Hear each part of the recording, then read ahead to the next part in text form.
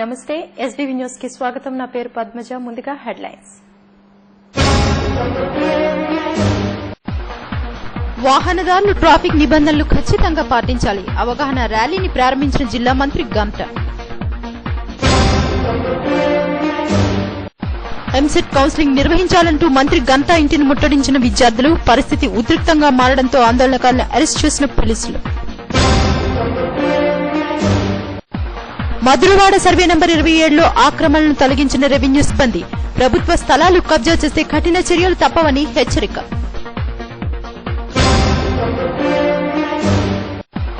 Simhachalam railway స్టేషన్లో సమస్యల తిష్ట.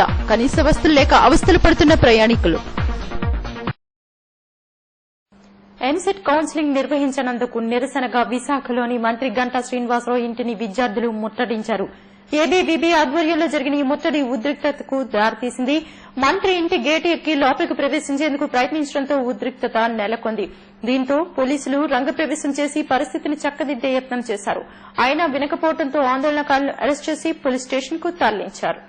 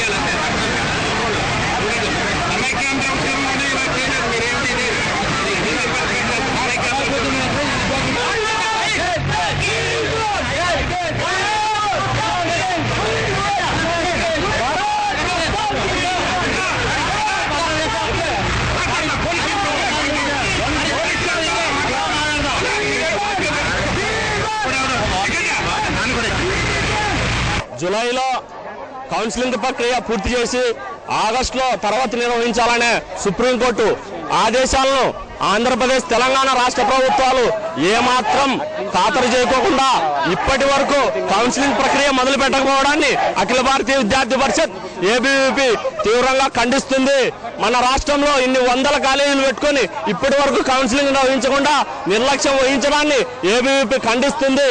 అనేక మంది విద్యార్థులు వేరే రాష్ట్రాల్లో ఇప్పటికే క్లాసులు జాయిన్ అవుతున్నారు. అది మనకు చాలా బాధాకరం. ఏబీవీపీ వెంటనే స్పందించింది.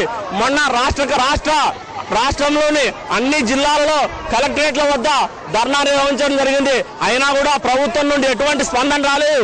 ఈ రోజు మా ఏబీవీపీ ప్రణాళికలో భాగంగా విద్యాశాఖ మంత్రి గంటా శ్రీనివాసరావు ఇంటి ముట్టడికి మేము చేరుకోవడం జరిగింది.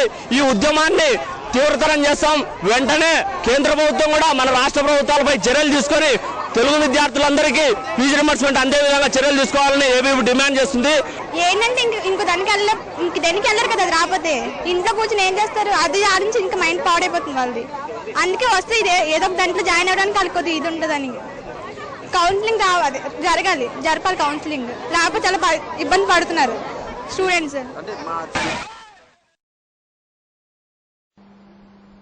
ప్రమాదాల నివారణకు వాహనదారులంతా జాగ్రత్తలు పాటించాలని జిల్లా మంత్రి గంటా శ్రీనివాసరావు కోరారు. ఆర్కే బీచ్ లో రవాణా శాఖ ఆధ్వర్యంలో మోటార్ సైకిల్ ర్యాలీని ఆయన ప్రారంభించారు. హెల్మెట్ ధరించి మంత్రి మోటార్ సైకిల్ నడిపారు. ట్రాఫిక్ నిబంధనలు పాటించాల్సిన అవసరాన్ని ఈ సందర్భంగా మంత్రి గుర్తు చేశారు. ట్రాఫిక్ రూల్స్ ఖచ్చితంగా పాటించాలని సూచించారు.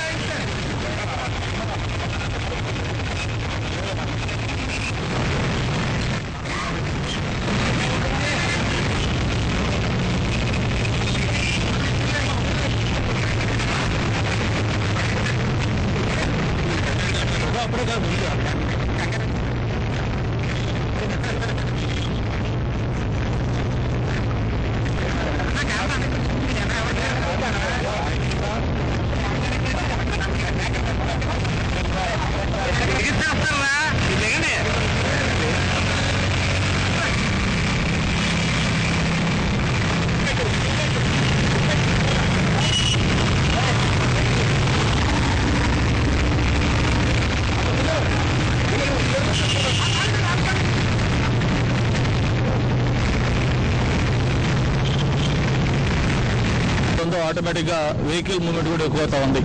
అలాగే రోడ్స్ కంజెషన్ అవుతా ఉన్నాయి. ఈ టైంలో కాస్త బాధ్యతగా ప్రతి ఒక్క సివిలియన్ కూడా రెస్పాన్సిబుల్గా వస్తే ఈ యాక్సిడెంట్స్ని అవాయిడ్ చేయొచ్చు. మరి ముఖ్యంగా ట్రాన్స్పోర్ట్ డిపార్ట్మెంట్ వాళ్ళు అలాగే పోలీస్ డిపార్ట్మెంట్ వాళ్ళు ఇచ్చే సూచనలు సలహాలని పాటిస్తే మనం మ్యాక్సిమం యాక్సిడెంట్స్ని అవాయిడ్ చేయొచ్చు అని చెప్పి తెలియజేసుకుంటూ, మరి నేను ఈ మధ్య హైదరాబాద్లో చూస్తే అవుటర్ రింగ్ రోడ్డు అదొక యాక్సిడెంట్స్ ఒక అడ్డా అయిపోయింది. ఎందుకంటే రోడ్లు బాగా విశాలంగా ఉండటం, ప్రత్యేకించి యూత్ రేసింగ్ చేస్తూ ఉన్నారు అక్కడ జరుగుతున్న యాక్సిడెంట్ చూస్తూ ఉంటే ఈ మధ్య చాలా మంది సెలబ్రిటీస్ పిల్లలు కూడా అక్కడే యాక్సిడెంట్ అయ్యి ప్రాణాలు కోల్పోవడం జరిగింది. ఒక పక్క అజుద్దీన్ కావచ్చు, బాబు మోహన్ కావచ్చు, కోట శ్రీనివాసరావు కావచ్చు, ఇట్లాగా ఎంతో మంది సెలబ్రిటీస్ పిల్లలు కూడా ఆ అవుటర్ రింగ్ రోడ్లో ప్రాణాలు కోల్పోతా ఉన్నాయి. కాబట్టి ఒక పక్క రోడ్లు బాగుంటే ఆ ఇబ్బంది కూడా వస్తుందని చెప్పి కూడా ప్రజల్లో కంప్లైంట్ ఇచ్చే పరిస్థితికి వచ్చింది. ఇప్పటికైనా సరే ఈ అవేర్నెస్ ప్రోగ్రామ్ చేసి అందరూ కూడా ఒక చైతన్యం తెచ్చేందుకు కృషి చేసిన ట్రాన్స్పోర్ట్ డిపార్ట్మెంట్ వారికి మనస్ఫూర్తిగా అభినందనలు తెలియజేసుకుంటూ ఈ ప్రోగ్రామ్ సక్సెస్ కావాలని కోరుకుంటాను. 2వ తేదీ 23, 24న ఈ 3 రోజులు రోడ్ సేఫ్టీ ప్రోగ్రామ్స్ కండక్ట్ చేయడం జరుగుతుందండి. ఆ భాగంగా ఇవాళ మోటార్ సైకిల్ ర్యాలీ చేయటం జరుగుతుంది. ఈ మోటార్ సైకిల్ ర్యాలీ ప్రతి వాహన చోదకుడు హెల్మెట్ ధరించి డ్రైవ్ చేయటం మూలాన పబ్లిక్ అవేర్నెస్ గురించి ఈ ప్రోగ్రాంతో స్టార్ట్ చేస్తున్నామండి.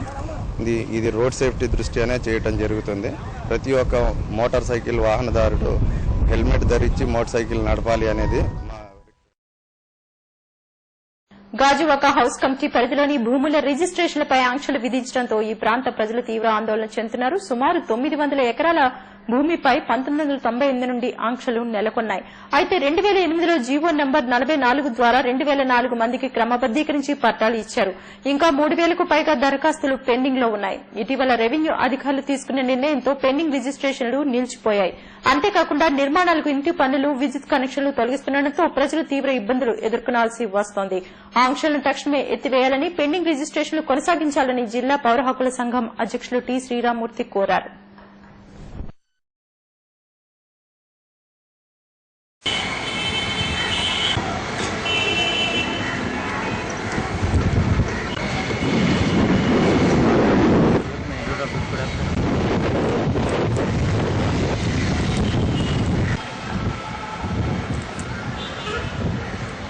సంబంధించి రిజిస్ట్రేషన్ గడుపు చేస్తూ కలెక్టర్ గారు ఉత్తర్వులు చేశారు.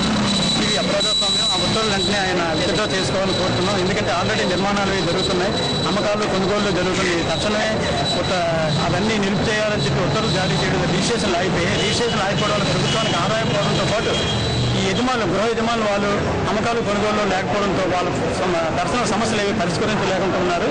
కనుక రిజిస్ట్రేషన్ సింహాచలం రైల్వే స్టేషన్లో తిష్టవేసిన సమస్యలతో ప్రయాణికులు తీవ్ర ఇబ్బందులు ఎదుర్కొంటున్నారు. అప్పన్నకొండకు వచ్చే భక్తులు కనీస సౌకర్యాలు లేక అవస్థలు పడుతున్నారు. ఆర్జనపై రైల్వే అధికారులకు ఉన్న శ్రద్ద, సదుపాయాల కల్పనలో అశ్రద్ద వహిస్తున్నారు. పర్యవసానంగా నిర్లక్ష్యపు నీడలో చిక్కుకున్న సింహాచలం రైల్వే స్టేషన్పై ఎస్డీపీ స్పెషల్ ఫోకస్. ప్రముఖ దివ్యక్షేత్రం సింహగిరికి నిత్యం వేలాది మంది భక్తులు వస్తుంటారు. శ్రీకాకుళం, విజయనగరం జిల్లాల నుంచే కాకుండా ఒడిశా, ఛత్తీస్గఢ్ నుంచి భక్తులు బస్సు, రైలు మార్గం గుండా ప్రయాణించి అప్పన్నను దర్శించుకుంటారు.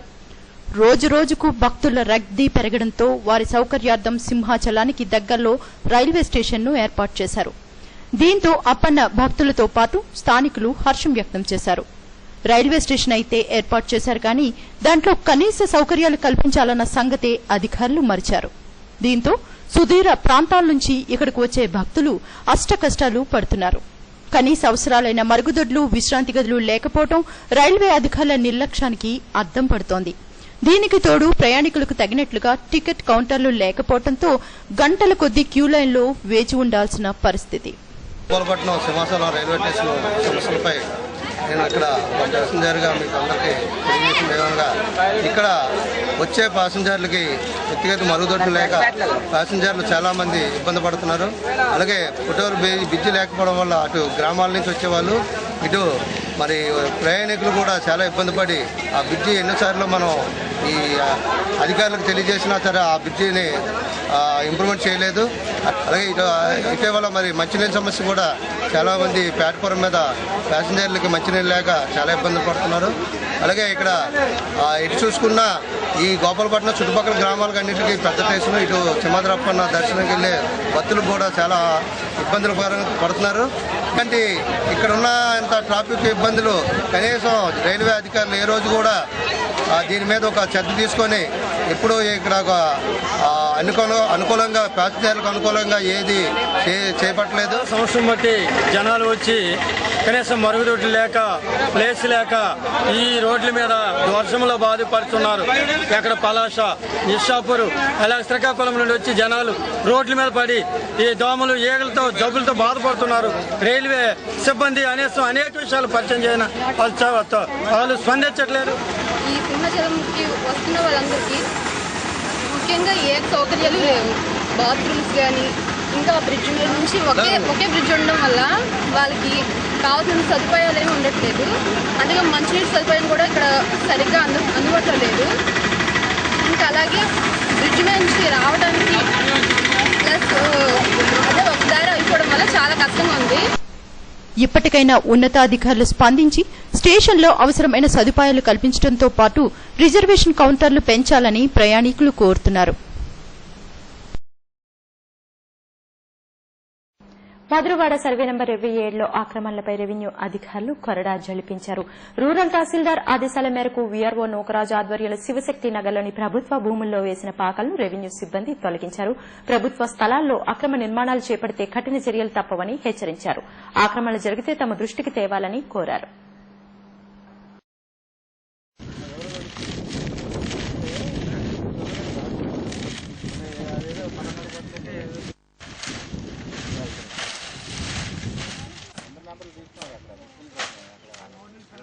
సెటిల్మెంట్ అవుతాడా ఎక్కడ అన్నాడు ఎక్కడది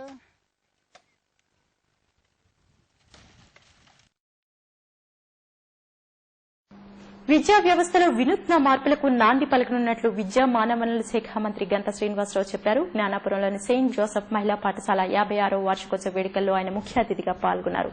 ప్రభుత్వ, ప్రైవేట్ భాగస్వామ్యంతో ఉన్నత విద్యారంగాన్ని మరింత అభివృద్ది చేయనున్నట్లు తెలిపారు. విద్యారంగంలో 56 వసంతాలు పూర్తి చేసుకున్న కళాశాల యాజమాన్యాన్ని అభినందించారు.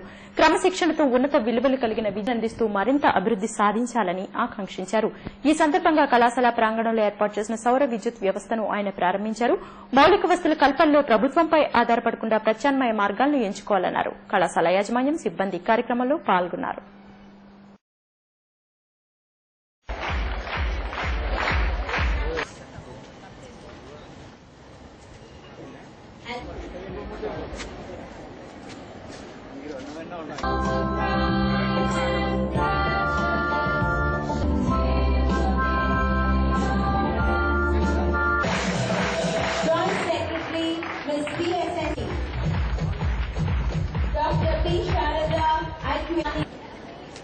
Sir, we are indeed very grateful to you for having read it. I am glad to address the inaugural function of St. Joseph College for Women, Visakhapatnam.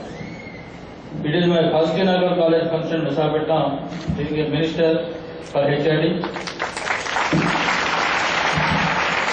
Previously, I have participated in some functions, and all those functions were related to either felicitation and other events. Actually, I have decided to participate as a chief guest for the college, which is having very good track record and eminent college in Visakhapatnam. As such, I have accepted this invitation. Actually, I have very good relation with this institution, as my daughter Sai Pujita is also studied in this college, and really it is a wonderful opportunity to grace this occasion. Gajuwaka police స్టేషన్లో వారం వారం నిర్వహిస్తున్న ప్రజా దర్బార్ కార్యక్రమంలో భాగంగా station పరిధిలో వివిధ ప్రాంతాలకు చెందిన ప్రజలు వారి ఫిర్యాదులను సౌత్ ఏసీపీ రమణ, సీఐ వివేకానందకు అందజేశారు. ఎక్కువగా కుటుంబ కలహాలు, స్థల వివాదాలు, దొంగతనాలు తదితర వాటిపై ఫిర్యాదులు అందాయి. ఈ సందర్భంగా సీఐ వివేకానంద మాట్లాడుతూ గాజువాకలో నేర సంస్కృతి పెచ్చుమీరుతోందన్నారు.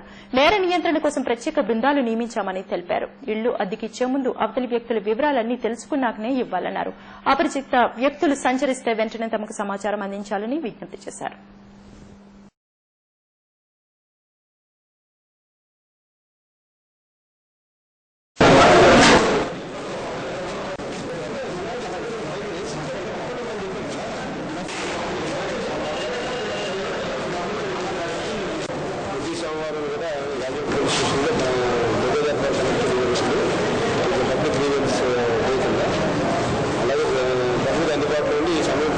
అంతా అందుబాటులో ఉంది. ఎవరికి ఏ ప్రాబ్లం వచ్చినా ఇమీడియట్గా తీసుకుని వాళ్ళ యొక్క చర్య ఇమీడియట్గా చర్య తీసుకుంటాం. అలాగే ముఖ్యంగా ఏంటంటే ఈ మధ్యకాలంలో చాలా క్రిమినల్స్ యాక్టివ్ అవుతుందని చెప్పేసి యాక్టివ్ క్రిమినల్స్ అందరి మీద నిన్న మా ఏసీపీ గారి ఆధ్వర్యంలో మీటింగ్ పెట్టడం జరిగింది. అందరూ కూడా వార్న్ చేయడం జరిగింది.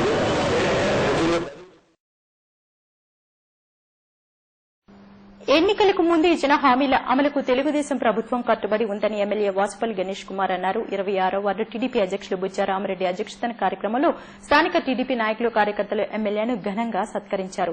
ఈ సందర్భంగా స్థానిక సమస్యలతో పాటు డ్వాక్రా రుణమాఫీ వంటి అంశాలను ఆయన దృష్టికి తీసుకువెళ్లారు. నియోజకవర్గంలో మౌలిక వసతుల కల్పనకు ప్రాధాన్యత ఇస్తున్నట్లు చెప్పారు. ముస్లిం సెల్ నాయకులు అబ్దుల్ చిన్ రెహమాన్, టీడీపీ నాయకులు బంతిపల్లి సూర్యనారాయణ, టాక్సీ రాజు తదితరులు పాల్గొన్నారు.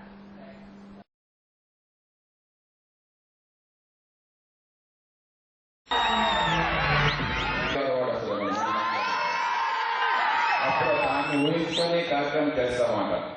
అలాంటిది ప్రతిరోజు కూడా 365 రోజులు కూడా సంవత్సరంలోని చేసే కార్యక్రమం ఏ కార్యక్రమం సరే మొదటి మనకి 26 వాడిన సింహపాపం ఉంటుంది. అక్కడి నుంచి ఏ కార్యక్రమం సక్సెస్ అవుతుందని చెప్పి దానికి నిజంగా అందుకనే ఈ 26 వాడి అంటే నాకు చాలా అభిమానం, ప్రేమ. అందరికీ కూడా నా యొక్క పాదాభిమానం అందులో అమ్మవారి ఆశీస్సులు ఎప్పుడు కూడా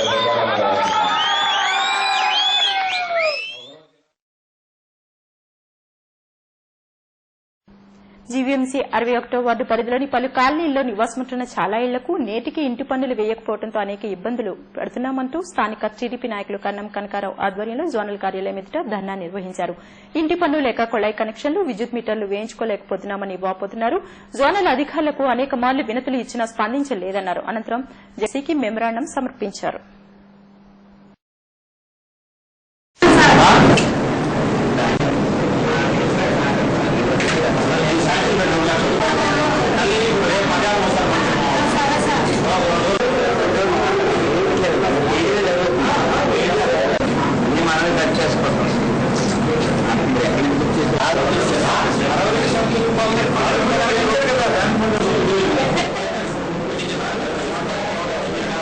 మరి కొండ మీద ఉన్న ప్రాంత ప్రజలందరూ కూడా వాటర్ కానీ అలాగే హౌస్ ట్యాక్స్ లేక కూడా చాలా ఇబ్బందులు పడుతున్నారు.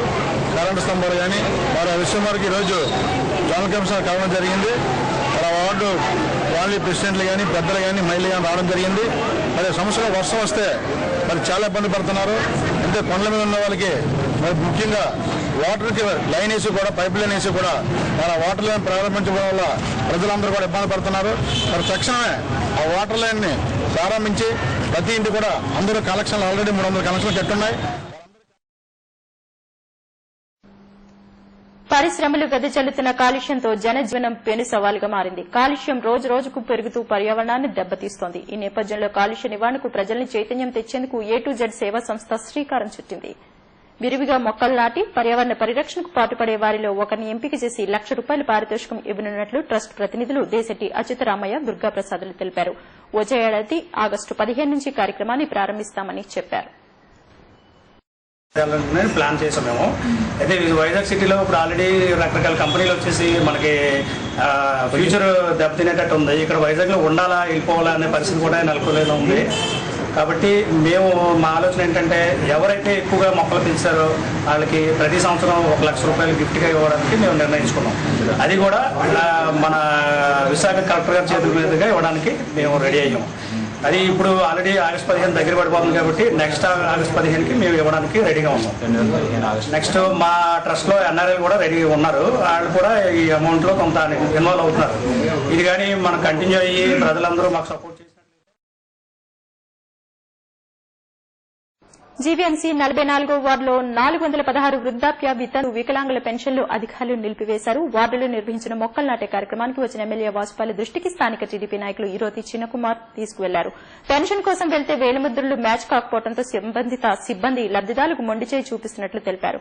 4 నెలలుగా పెన్షన్లు రాకపోవడంతో వృద్ధులు, వికలాంగులు, వితంతువులు పడుతున్న అవస్థలను వివరించారు. దీనిపై స్పందించిన ఎమ్మెల్యే సమస్య పరిష్కారానికి చర్యలు తీసుకోవాల్సిందిగా జోనల్ కమిషనర్ నాగ వెంకట నరసింహారావును ఆదేశించారు.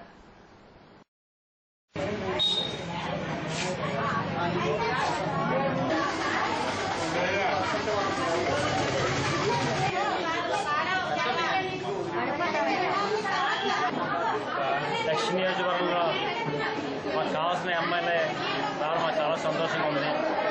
ఒక క్వాలిఫికేషన్ ఎమ్మెల్యే అంటే హాస్పిటల్ గణేష్ కుమార్ అని చెప్పి ఆయన నిరూపించారు. ఈ మాట నేను ఎందుకు అంటున్నానంటే ఆయన ప్రమాణం స్వీకారం చేసి ఈ రోజుకి 33 రోజులు అయింది. ఈ 33 రోజుల్లో దక్షిణ నియోజకవర్గంలో 14 వార్డులు ఉన్నాయి. 14 వార్డులు ఆయన పర్యటించారు. ఆయన అధికారంలో రాకనీయంతో ఆరిలోవ చిన్నగదిలి నార్త్ ఎక్స్టెన్షన్ షిరిడీ సాయి ఆలయాన్ని అహోబిలం రామానుజ జీఆర్ స్వామి సందర్శించారు. ఆలయ నిర్మాణ ఏర్పాట్లను అడిగి తెలుసుకున్నారు. ఈ సందర్భంగా ఆయన మాట్లాడుతూ సర్వ మతాల్లో ఉన్న మంచిని తెలుసుకుని మానవులు ఆచరించినప్పుడే సమాజం బాగుపడుతుందన్నారు. భారతదేశం అనేక మతాల సంస్కృతిల వేదిక అని పేర్కొన్నారు. కార్యక్రమంలో ఆలయ కమిటీ కార్యదర్శి వానపల్లి అప్పారావు తదితరులు పాల్గొన్నారు.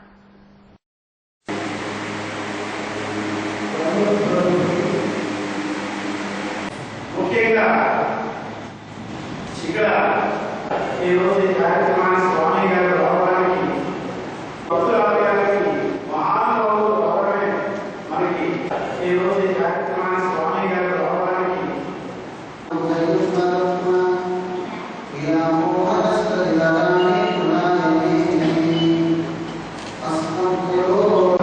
శ్రీమతి రాజలక్ష్మి గారు, ఆలయ ధర్మకర్తలు స్వామి గారు, ఆలయ ధర్మకర్తలు మణికుమార్ గారు, ఆలయ ధర్మకర్తలు రమణ్ కుమార్ గారు, అలాగే ఆలయ ధర్మకర్తలు శ్రీ కెఎస్. ఇప్పుడు రిలయన్స్ ఫౌండేషన్ వారి వాతావరణ సూచన. జూలై 22 గాలి వేగం ఉదయం సాయంత్రం 43 నుండి 45 కిలోమీటర్లు, రాత్రి 40 నుండి 43 కిలోమీటర్లు ఉండవచ్చును. గాలి దిశ ఉదయం సాయంత్రం రాత్రి ఈశాన్య దిశగా ఉండవచ్చును.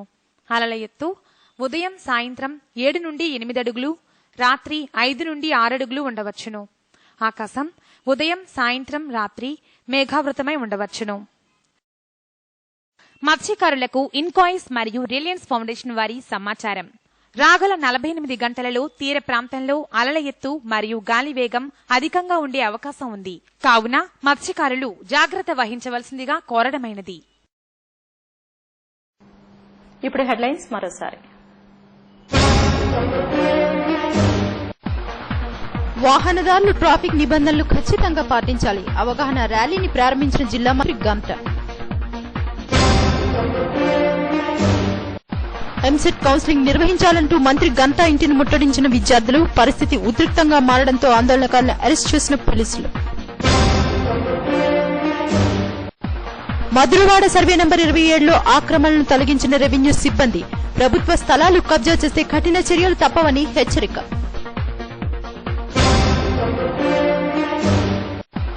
సింహాచలం రైల్వే స్టేషన్లో సమస్యల తిష్ట. కనీస వసతులు లేక అవస్థలు పడుతున్న ప్రయాణికులు. ఇవి బులెటిన్ విశేషాలు. మరిన్ని వార్తా వివరాలతో మళ్లీ కలుసుకుందాం. అంతవరకు సెలవు. నమస్కారం.